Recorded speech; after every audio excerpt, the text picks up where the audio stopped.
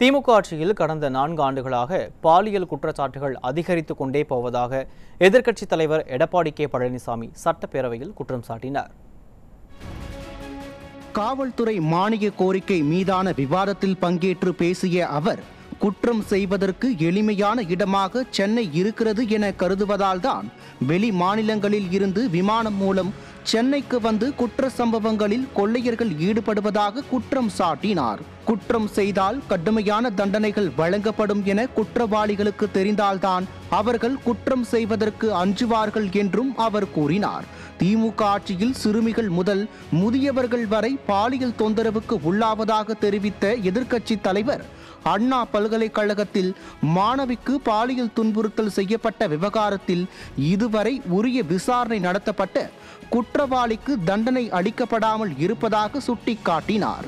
மேலும் இந்த வழக்கை விசாரித்து வந்த அதிகாரி ஒருவர் யாரோ கொடுத்த அழுத்தத்தால் விசாரணையில் இருந்து விலகி இருப்பதாக குறிப்பிட்ட அவர், அதிமுக ஆட்சிக்கு வந்ததும் அண்ணா பல்கலைக்கழக மாணவி பாலியல் துன்புறுத்தல் செய்த விவகாரத்தில் உண்மையான குற்றவாளி அடையாளம் காணப்பட்டு உரிய தண்டனை அளிக்கப்படும் என உறுதிபட தெரிவித்தார். தொடர்ந்து 2022, 2023 ஆண்டுகளை காட்டிலும் 2024 ஆண்டில் பாலியல் குற்றச்சாட்டுகள் அதிகரித்திருப்பதாக அதிருப்தி தெரிவித்த அவர், திமுக ஆட்சியில் பொதுமக்கள் நடுங்கும் வகையில் பல்வேறு கொலை சம்பவங்கள், குற்ற சம்பவங்கள் நடந்திருப்பதை பட்டியலிட்டார்.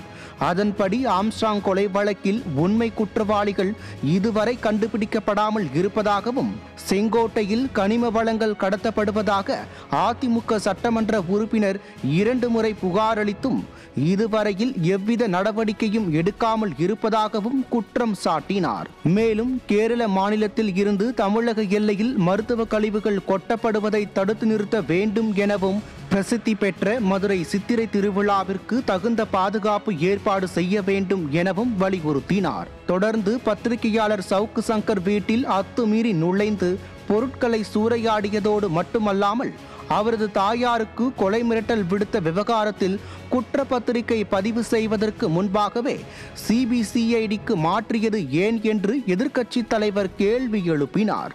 மேலும் திமுக ஆட்சிக்கு வந்தால் காவல்துறையினருக்கு அளிக்கப்படுவதாக சொன்ன வாக்குறுதிகள் அனைத்தும் ஆட்சிக்கு வந்து 4 ஆண்டுகள் ஆகியும் இதுவரை நிறைவேற்றப்படாமல் இருப்பதாகவும் எதிர்க்கட்சி தலைவர் எடப்பாடி கே பழனிசாமி சட்டப்பேரவையில் குற்றம் சாட்டினார்.